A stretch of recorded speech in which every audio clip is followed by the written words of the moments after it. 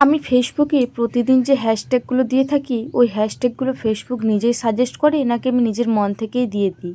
আজ গিয়েছিলাম সোনামাকে ওজন করানোর জন্য। সোনামায়ের ওজন দেখে আমি তো বারবার চিন্তায় পড়ে যাচ্ছি। So hi everyone, good morning. আবারও স্বাগত আমার একটি নতুন ভিডিওতে। আশা করছি সকলে খুব ভালো আছেন আর সুস্থ আছেন, আর আমরাও বেশ ভালো আছি। আজ হলো শুক্রবার, এখন ঘড়ির কাঁটায় সকালে 7:30টার মতো বাজছে। এখন থেকে আজকের ব্লগটা আমি শুরু করছি। আশা করছি আজকের ব্লগটি আপনাদের ভালো লেগে থাকবে।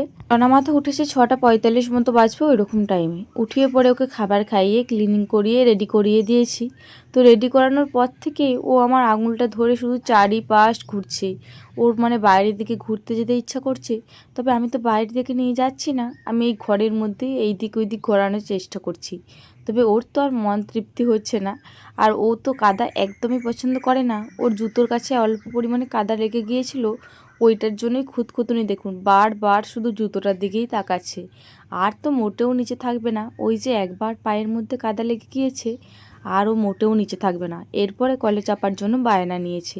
এরপরে জানি না কলে চেপে পড়ে আবার কোন দিকে যেতে বলবে। যাই হোক, আর কোনো দিকে যেতে বলছে না, ও এরপরে বারবার ঘরের দিকেই কিন্তু টানটা দিচ্ছে। যাই হোক, ওইদিকে তো দিদিভাই ভাতটা চাপিয়ে দিয়েছে। আজকে ঠাকুমা একটু কারণে গিয়েছে বাইরে, তো সেই কারণে আজকে সবজি পাতে সকালে কোনো কিছুই বানানো হয়নি। মাসিমণি সকালে 2টো মতো সবজি বনিয়ে দিয়েছে। আর এই কিছুক্ষণ আগে আমি আর মাসিমণি গিয়েছিলাম মাদের বাড়ি, এই 2টো মতো পেঁপে নিয়ে এলাম। এসে পরেই দেখছি আবার পেঁপেগুলো পেকে গিয়েছে। যাই হোক, ওইদিকে সোনামা ওর ভাইয়ের সঙ্গে খেলা করছে। তো ততক্ষণকে ভাবলাম যে পেঁপে ছেঁচকিটা বনিয়ে দিই। মাসিমণি বললো যে বনিয়ে দিচ্ছি, তবে মাসিমণি সকাল থেকে এখনও পর্যন্ত মুড়ি খায়নি। মাসিমণিকে বললাম যে তুমি স্নানটা সেরে এসো, তারপরে না হয় অল্প পরিমাণে মুড়ি খেয়ে নাও, ততক্ষণকে আমি এদিকে পেঁপে ছেঁচকিটা বনিয়ে দিই। মাসিমণি এই কয়দিন এসছে বলে আমাদের কিন্তু চাপটা একদমই কমে গিয়েছে, বিশেষ করে আমার, কারণ জবের থেকে দাঁতে ব্যথা হয়েছে। আমাকে কিন্তু দিদিভাই আর মাসিমণি সেই রকম কোনো কিছুই করতে দিচ্ছে না। যাই হোক, আজকে পেঁপে ছেঁচকিগুলো কিন্তু একদম ছোট্ট ছোট্ট করে বানাবো। এইরকম পেঁপে ছেঁচকি ছোটো ছোটো করে বানালে খেতে কিন্তু বেশ ভালো লাগে। আর আমাদের বাড়িতে বেশিরভাগ সবজি বনিয়ে থাকে ঠাকুমা, আর ঠাকুমা কিন্তু যে কোনো সবজি একটু বড় বনিয়ে দেয়। আগেকার দিনে মানুষ তো, ওদের যেমন অভ্যাস রয়েছে তেমনই বনিয়ে দেয়। ওইদিকে সবজি আরে বনিয়ে সব কটা ধুয়ে রান্নাশালাতে রেখে দিয়ে চলে এসেছি। আর এখন বেশিরভাগ তরকারি পাতি কিন্তু মাসিমণি করছে। ওইদিকে মাসিমণি কিন্তু তরকারি পাতি চাপিয়ে দিয়েছে।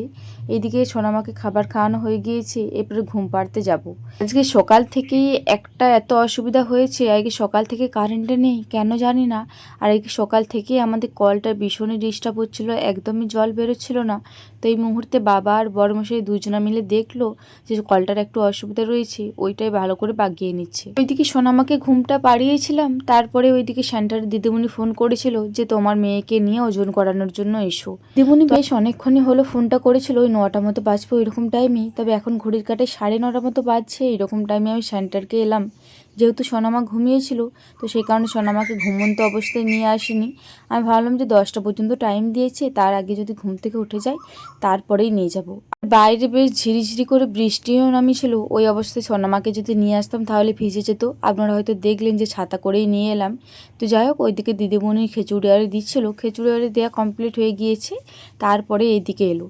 সোনামায়ের ওজনের এমন অবস্থা হয়েছে, আগের মাসের ওজনটা দেখে পরে উপর মহল থেকে নাম এসেছে যে ওই বাচ্চাটার আবারও ওজন মেপে পরে পাঠাবে। কারণ সোনামায়ের বয়সের অনুপাতে সোনামায়ের ওজনটা বেশ অনেকটাই কম। আমি তো খুঁজেই পাচ্ছি না যে সোনামায়ের ওজনটা কিভাবে বাড়াবো। আপনারা অনেকেই কমেন্ট করেছেন যে এই মিল্ক খাওয়াবে, ওই মিল্ক খাওয়াবে, একটু পুষ্টিকর খাবার খাওয়াবে। তবে সত্যি কথা বলতে সোনামা তো সেরকম কোনো কিছুই খেতে চায় না। আর ওকে ডাক্তারে কিন্তু আমাকে বাইরের কেনা খাবার একদমই দিতে মানা করেছে। সেই কারণে তো বাইরের কোনো কিছু আমি কেনা খাবার ওকে খাওয়াতেও পারি না। আর পুষ্টিকর কী বা খাওয়াবো বলুন? পুষ্টিকর বলতে ডিম, মাংস, মাছ এগুলোই বেশি। আর তার মধ্যে রয়েছে ফল। ফলের মধ্যে ও শুধুমাত্র এখন কলা পাকাটা একটু পছন্দ করছে, আর বেদানাটা একটু পছন্দ করে। তবে বেদানাটা খেলে ওর আবার পটের একটু প্রবলেম হয়, তো সেই কারণে কলা পাকাটাই খাওয়াচ্ছি। আর খেজুর তো মোটেও খাবে না, আর মাছ, মাংস, ডিম কোনোটাই খাবে না। তাহলে আমি খাওয়াবোটা কি বলুন তো? এখন ঘড়ির কাঁটায় ওই 12:30 মতো বাজছে। এই মুহূর্তে বেশ অনেকটাই টাইম পার করে ফেলেছি। ক্যান্টার থেকে এসে টুকিটাকি কটা কাজ ছিল, ওই কাজগুলো বাগিয়ে নিয়েছি। তারপর আজকে সকাল থেকে তো বৃষ্টি পড়ছিল, তবে এই কিছুক্ষণ আগেই কিন্তু বেশ ভালো মতো রোদ্দুর দিয়েছে। তো সেই কারণে ওইদিকে বেড কাভারটা চেঞ্জ করে পরে একেবারে কাচাকুচি করে কিন্তু মেলে দিয়েছি। এদিকে তো বেডশিটটা কাচাকুচি করে মেলে দিয়েছি, তবে এদিকে এখনও পর্যন্ত কিন্তু নতুন বেডশিট পাতা হয়নি। তার আগে ভাবলাম যে কাঁথাটা একটু ভালো করে ক্লিনিং করে নিই। প্রচুর পরিমাণে বালি ছিল। ওই বালিগুলো ওই যে ঝাঁটাটার সাহায্যে ভালো করে ঝেড়ে নিয়েছি। আর এদিকে কাঁথাটাও একটু এলোমেলো হয়ে গিয়েছিল। এই কিছুবারই হলো বেডশিটটা চেঞ্জ করছি আর রেখে দিচ্ছি। কাঁথাটা কিন্তু ভালো করে টান করে পাতা হচ্ছে না। তো সেই কারণে এবারে ভাবলাম যে কাঁথাটা টান করে পেতে দিই। তো সেই কারণে বিশেষ করে না ওইদিকে সোনামাকে খাবার খাইয়ে এই কাজটা করতে এসেছি। তাহলে আমি নিশ্চিন্তে কাজটা করতে পারবো। যাই হোক, এইদিকে কিন্তু আমি কাঁথাটা একদম টান করে পেতে দিয়েছি। তারা একটু ঘর গুছিয়ে রাখতে পছন্দ করে বা বিছানা একটু টান করে রাখতে পছন্দ করে। তাদের তো একদমই এই বিছানা টান না থাকলে একদমই ভালো লাগে না। সেই রকম আমারও যদি বিছানায় একটু যদি অগোছালো রয়েছে, একটু কুঁচকে গেছে, তাহলে কিন্তু একদমই ভালো লাগে না। তো যাই হোক, চলুন এবারে বেডশিটটাও একদম ভালো করে পেতে নিই। যাই হোক, এইদিকে বেডশিটটা বেশ ভালো মতো টান করে পেতে নিয়েছি। এখন পর্যন্ত বালিশের ওয়ার্ডগুলো পরাতে রয়েছে। যাই হোক, চলুন এই বালিশের ওয়ার্ডগুলো এরপরে পরিয়ে নিই। তো যাই হোক, চলুন এই বালিশের ওয়ার্ডগুলো পড়াতে একটা দিদিভাইয়ের কমেন্টে রিপ্লাই দিই। কালকের ভিডিওতেই শর্মিষ্ঠা বলে এক দিদিভাই কমেন্ট করেছিলেন যে দিদিভাই, তুমি যে প্রতিদিন হ্যাশট্যাগুলো দাও, ওগুলো তুমি মন থেকে দাও নাকি ফেসবুক তোমাকে সাজেস্ট করে দেয়? একটা ভিডিওর মাধ্যমে কিন্তু অবশ্যই শেয়ার করো। তো আমি তারপরে রিপ্লাই দিয়েছিলাম। তারপরে দিদিভাইটা বলেছিল যে কালকের ভিডিওতেই কিন্তু অবশ্যই শেয়ার করো। যাই হোক দিদিভাই, আপনার কথা রেখেই বিশেষ করে আজকের ভিডিওতেই কমেন্টের রিপ্লাইটা দিচ্ছি। এই হ্যাশট্যাগুলো ফেসবুকে নিজে কিন্তু প্রথমে সাজেস্ট করে না। প্রথমে নিজেকে একটু লিখতে হয়, তারপরে কিন্তু ফেসবুক নিজে সাজেস্ট করে। হয়তো আমি লিখলাম যে মিনি ব্লগের মিনিটা আগে লিখবেন, হ্যাশট্যাগটা দিবেন, তারপরে মিনিটা লিখবেন, তারপরে ও কিন্তু নিজেই সাজেস্ট করে দেবে মিনি ব্লগটা। বেশ অনেক রকম করে সাজেস্ট করে, সেটা আপনার মন মতো দিয়ে দেবেন, কোনটা দিবেন না দিবেন। ফেসবুক কিন্তু প্রথমে নিজে সাজেস্ট করে না, প্রথমে নিজেকে লিখতে হয়, তারপরে কিন্তু ফেসবুক আপনাকে সাজেস্ট করে। যাই হোক, এখন ঘড়ির কাঁটায় ওই রাত্রি 8:30 মতো বাজছে। এই মুহূর্তে বড়মশাই চাপিয়েছে মাংস। মাসিমণি তো এই কয়েকদিনই এলো, তবে আমাদের বাড়িতে তো মুরগি চলে না। আর মুরগি চললেও মাসিমণি কিন্তু মুরগি মাংস খায় না। তো সেই কারণে হাঁস পাওয়া যাচ্ছিল না বলে কিন্তু হাঁস মাংস করাই হচ্ছিল না। অবশেষে আজকে বড়মশাই গিয়েছিল হাঁস দেখতে, তো হাঁসটা অবশেষে পেয়েছে। দাদাভাই ফোন করে দিয়েছিল যে ভাই যদি হাঁস পাস দেখ, একটা নিয়ে আয়, তারপরে আমি যাচ্ছি।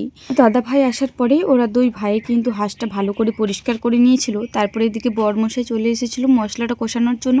ততক্ষণকে এইদিকে দাদাভাই কিন্তু মাংসটা একদম কেটে রেডি করে দিয়েছে। আর এই মুহূর্তেতে সোনামাকে খাবার খাওয়ানো হয়ে গিয়েছে। ওইদিকে বড়মশাই বললো যে সোনামাকে ঘুম পাড়াও না, ও যদি 2 পিস খায় তাহলে খাবে। বাড়িতে সেরকম একটা আমাদের মাংস হয় না, যেহেতু মুরগিটা চলে না। তো সেই কারণে হাঁস বা ছাগল যখন হয় তখনই খেতে পাই।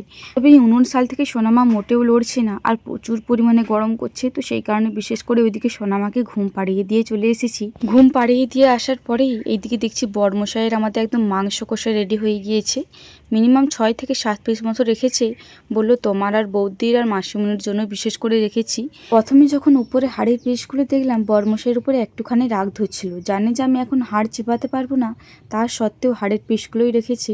তো তারপরে দেখলাম যে না, 2 পিস নরমে রেখেছে। এদিকে জিজ্ঞাসা করলো যে বেশ ভালো মতো নরম হয়েছে নাকি, নুন মশলা সব কিছু ঠিকঠাক রয়েছে নাকি। তো সব কিছু ঠিকঠাক থাকার পরে এদিকে কিন্তু জলটা ঢেলে দিয়েছি। এই মুহূর্তে মাংসটা প্রায় হয়ে এসেছে। তো বড়মশাই বললো তুমি জল আসনটা করো। এদিকে কিন্তু মাংসটা হয়েই গিয়েছে। আর ওইদিকে সোনাপাপা উঠে পড়েছিল, ওইদিকে দিদিভাই গিয়েছে সোনাপাপাকে ঘুম পাড়ানোর জন্য। দিদিভাই ঘুম পাড়িয়ে দিক, তারপরে সকলে মিলে একসাথে বসে পড়ে খাবারটা খেয়ে নেবো। আজকে রাত্রে খাবার খাওয়ার মধ্যে রয়েছে ওই আগের দিনের যে ভাইটা ছিল, ওই ভাইটা, মাসিমণি আর আমাদের ঘরের লোকজনগুলো। তার মধ্যেই কিন্তু আবার দাদা ভাই নেই, কারণ দাদা ভাইয়ের বললো ফিস্টি রয়েছে। আর দাদা ভাইও কিন্তু মুরগির মাংস খায় না। তো সেই কারণে ওদেরই যখন হাঁস মাংস হয় তখন কিন্তু দাদা ভাইকে নিমন্ত্রণ করে। আর দাদা ভাইয়ের জন্যই বিশেষ করে হাঁস মাংসটা করা হয়। যাই হোক, এদিকে তো জল আসন করে দিয়ে চলে এসেছি। এদিকে মাংস ঝোলটা হয়ে গিয়েছিল, বড়মশাই নামিয়ে দিয়ে চলে গিয়েছিল। বললো তুমি মাংসগুলো বাটি করে ভালো করে পরিমাণ মতো সেঁজিয়ে দাও। আমি মাংসর পরিমাণটা একদমই করতে পারি না, জানেন তো।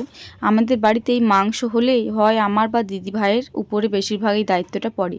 তবে এই দায়িত্বটা বেশিরভাগ দিদিভাই পালন করে।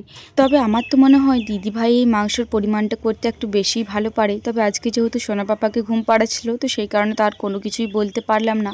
আর বেশ অনেকটাই রাত হচ্ছিল, এখন ঘড়ির কাঁটায় ওই 9:45 মতো বাজছে। এই মুহূর্তে আমরা সকলে মিলে খাবার খেতে বসে পড়েছি। আজকে হয়েছিল পরোটা, তো তার সঙ্গে একটা পরোটাও নিয়েছি।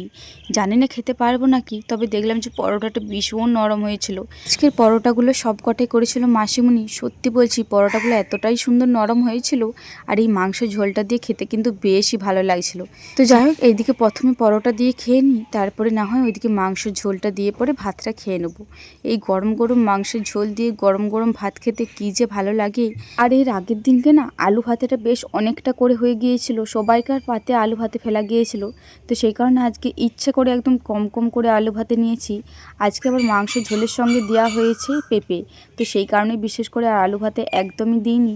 ওই 3-4টে মতো ছিল, ওইটাই অল্প অল্প করে সবাইকে দিয়ে দিয়েছি। যাই হোক, আজকে রাত্রের এই বড়মশাইয়ের হাতে রান্না দিয়ে খাবারটা তো বেশ তৃপ্তি সহকারেই খেয়েছি। তো যাই হোক, চলুন আজকের ভিডিওটা এই পর্যন্তই। আবারও দেখা হবে পরবর্তী কোনো ভিডিওতে। ততক্ষণে সকলে খুব ভালো থাকবেন, সুস্থ থাকবেন।